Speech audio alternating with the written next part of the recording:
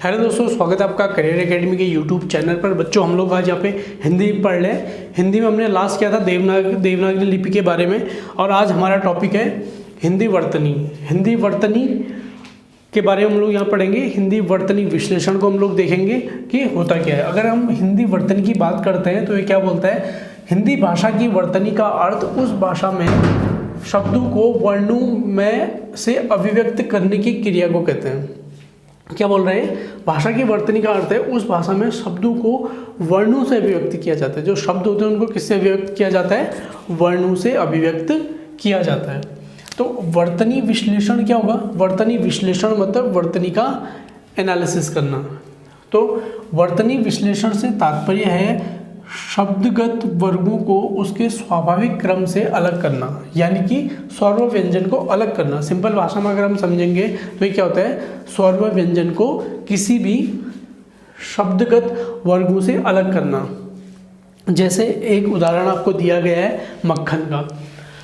इसका वर्तनी विश्लेषण करेंगे तो क्या होगा, ध्यान से देखना। म है ना, म अगर आप बोलोगे म बोलोगे तो म धन अ आता है, अ का स्वर भी आता है ना इसमें, म हो गया।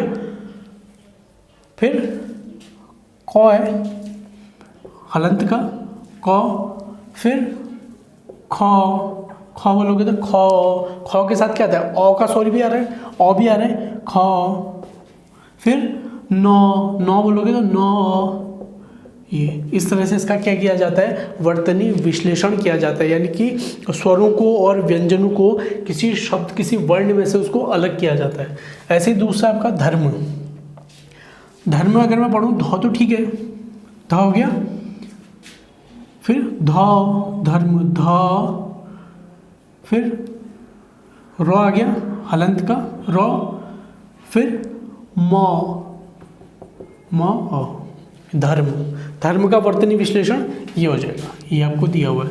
ऐसे ही राम बहुत आसान है, राम को आप आसानी से समझ सकते हो। तो राम का कैसे करेंगे, र के साथ आ की मात्रा लगी है, र आ, फिर म बोलते तो म अ, र के साथ आ की मात्रा, म के साथ अ, राम, र आ म अ। तो ये तो हो गया। अब इसमें आता है अनुस्वर के बाद वाले वर्णों को उसके पांचवें स्थान में बदल देते हैं। यहाँ पे आपको एक दिख रहा होगा, स्पर्श व्यंजन, अंतस्थ व्यंजन और ऊष्म व्यंजन। मोस्ट इंपॉर्टेंट चैप्टर है हिंदी का वर्तनी। अगर आपको वर्तनी समझ में आएगी आप संधि विच्छेद आराम से कर पाओगे। आप कर लेते हो संधि विच्छेद, बहुत अच्छी बात है। लेकिन कभी कभी क्या होता है, कुछ ऐसे वर्ड आते हैं एग्जाम में, इजी तो आएगा नहीं कि आप आसान से शब्दों का कर दो, वो थोड़ा बहुत घुमा के देते हैं, तो वहाँ पे संधि विच्छेद में हम अटक जाते हैं क्योंकि हमने वर्तनी नहीं पढ़ी होती है। अगर हमें वर्तनी पहले से पता होगा कि स्वर को अलग करना, व्यंजन को अलग करना, शब्दों को तोड़ना हम पहले से सीख रहे हैं, तो हमारा संधि विच्छेद क्या हो जाएगा, बहुत ज़्यादा आसान हो जाता है। तो मैं मानता हूँ कि ये मोस्ट इंपॉर्टेंट है हिंदी के लिए। अगर आप वर्तनी छांटना यहाँ पे सीख जाते हैं तो यहाँ पे आपको दिया है स्पर्श व्यंजन, अंतस्थ व्यंजन और ऊष्म व्यंजन। 3 तरह के व्यंजन होते हैं। स्पर्श व्यंजन 25 है, ये 4 हैं और ये भी 4 हैं। तो ये कह रहे हैं कि अनुस्वर के बाद वाले वर्णों को उसके 5वें स्थान में बदल देना। अब देखो, जैसे यहाँ संजय दिया है, संजय ऐसे लिखा गया, संजय ऐसे लिखा गया, संजय ऐसे लिखा गया, 3 तरीके से लिखा गया है। अब क्या होता है, 100 के ऊपर ये बिंदी लगी है, उसके बाद जौ है, तो इस बिंदी को इसके बाद वाले जौ के 5वें स्थान में बदल देते हैं। तो संजय को मैं ऐसे भी लिख सकता हूँ, संजय।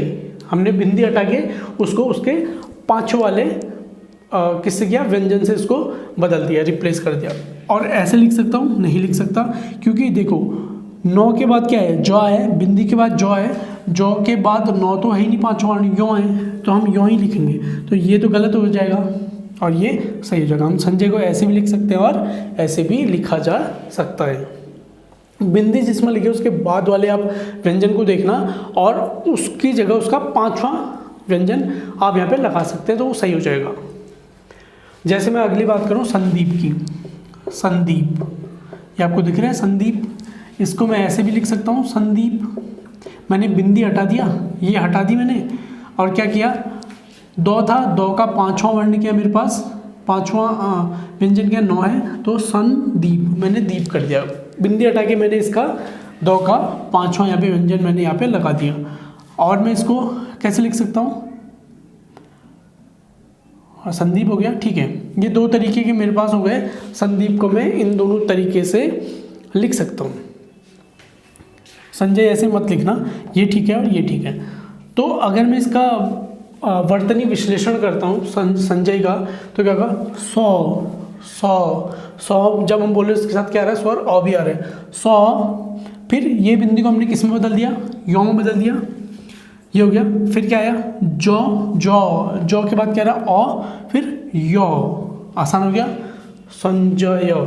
ऐसे हम किसको करेंगे, संदीप को अगर हम बदलते हैं तो क्या आएगा, संदीप का क्या होगा, सौ औ, ये हो गया। फिर इस बिंदी को किस में बदलेंगे, दो है तो इसके नौ में बदलेंगे, नौ। फिर क्या आएगा, दो, दो में किसकी मात्रा है, बड़ी की मात्रा है, ये हो गया, दी। फिर आएगा पौ, फिर आएगा औ। ये हो गया इसका वर्तनी विश्लेषण। बहुत ही आसान है अगर आपको समझ में आएगा तो। अनुस्वर वालों में ध्यान देना, ये तो बहुत आसान है, अनुस्वर वाले भी आसान है। बस ध्यान देना कि जिसमें बिंदी लगी उसके बाद कौन सा आपका व्यंजन है और उसको उसके पाँचों में आप बदल देना। अब जैसे संयोग, यहाँ पे आपको दिख रहा होगा संयोग, ये बिंदी के बाद यो है। यो हमारा क्या होता है, अंतस्थ होता है, अंतस्थ व्यंजन। स्पर्श व्यंजन का तो हमने पढ़ लिया, उसके पाँचों में बदल देते हैं। अब अंतस्थ व्यंजन और ऊष्म व्यंजन में क्या होता है, इसको, इस बिंदी को मौ में बदल देते हैं। बस इतनी सी बात है। इस बिंदी को किस में बदल देंगे, मौ में बदल देंगे। अब क्या हो जाएगा इसका, अगर इसका वर्तनी विश्लेषण करेंगे तो क्या होगा, सौ हो गया। इस बिंदी को मैंने बदल दिया मौ में। फिर यो में किसकी मात्रा लगी है, ओ की मात्रा लगी, ओ। फिर है गो, गो ओ, और ये हो गया ओ। तो बहुत आसान है। होप यू गाइज अंडरस्टैंड, आपको समझ में आया होगा।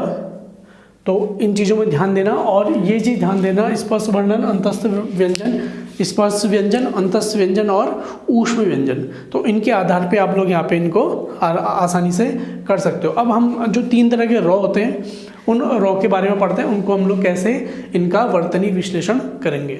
बच्चों यहाँ पे तीन तरह के रॉ कैसे लगते हैं। एक रॉ तो ऐसे लगाया जाता है, एक रॉ किसी के ऊपर लगता है, और एक रॉ ऐसे नीचे से लगा दिया जाता है। तो तीन तरह के रॉ लगते हैं, इनके बारे में हम लोग पढ़ते हैं, इनका वर्तनी विश्लेषण कैसे किया जाएगा।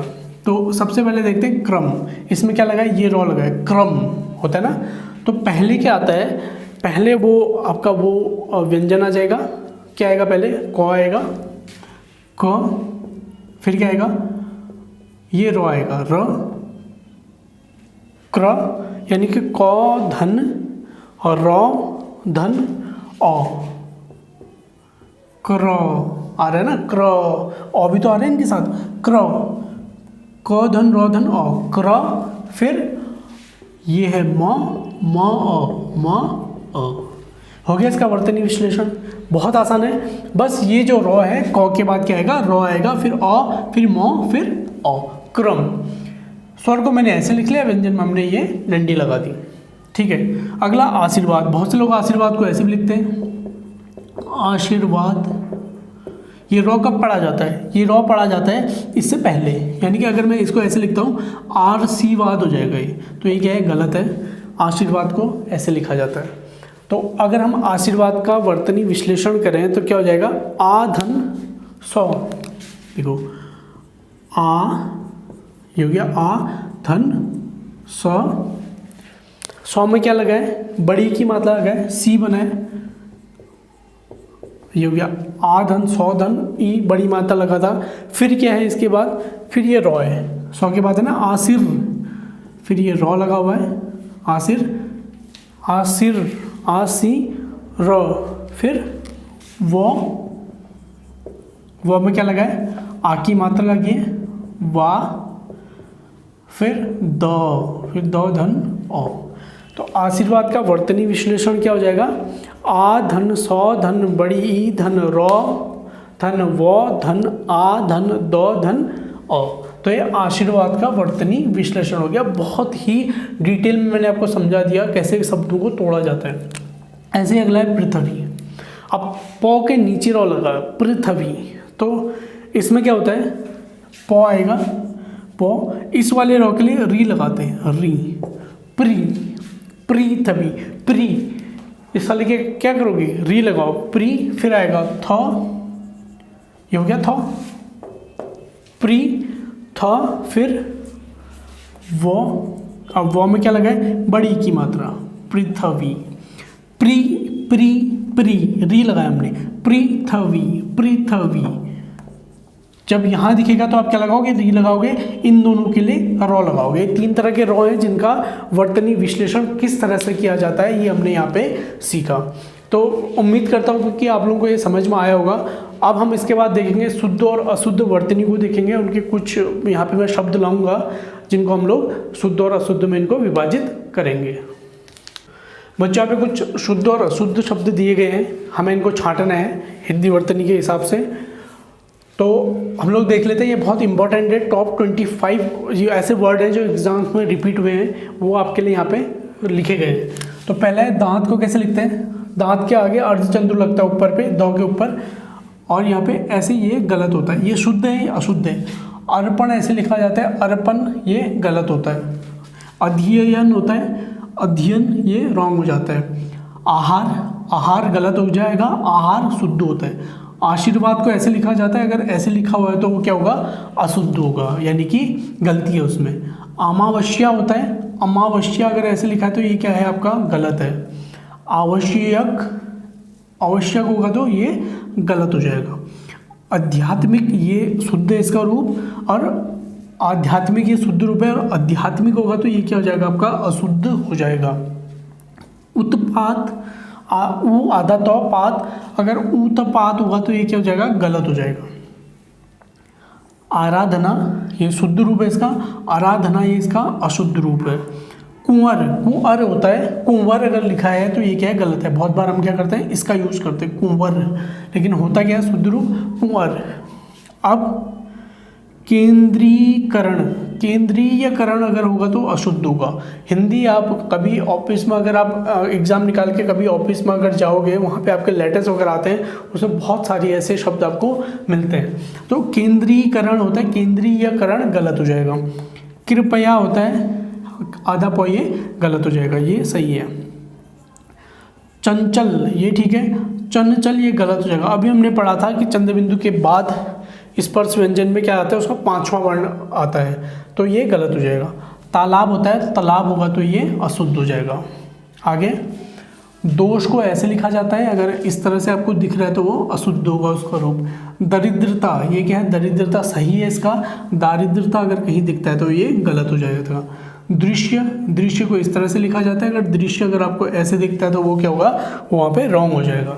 दयालु, अगर दयालु है तो वो क्या होगा, गलत हो जाएगा, अशुद्ध होगा। नारायण इस तरह से लिखा जाता है, नारायण अगर होगा तो आपका अशुद्ध रूप हो जाएगा। प्रसन्न, प्रसव में याला स्व लगता है, अगर याला स्व लिखा है इस तरह से लिखा है तो वो गलत हो जाएगा। पुरस्कार होता है, पुरस्कार क्या होता है, अशुद्ध रूप होता है इसका। परिछाया, परिछाया होगा तो वो गलत हो जाएगा। विधि, छोटी की मात्रा, अगर विधि बड़ी की मात्रा लगी तो वो क्या हो जाएगा, ये गलत हो जाएगा। माननीय होता है, माननीय ये क्या होता है, गलत होता है। तो बच्चों यहाँ पे कुछ इनके शुद्ध और अशुद्ध रूप थे।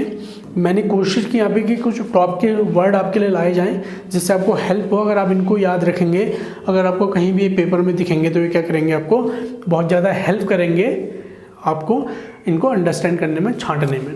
तो आज की वीडियो में इतना ही, मिलते हैं नेक्स्ट वीडियो में। तब तक के लिए thank you so much, have a nice day, take care.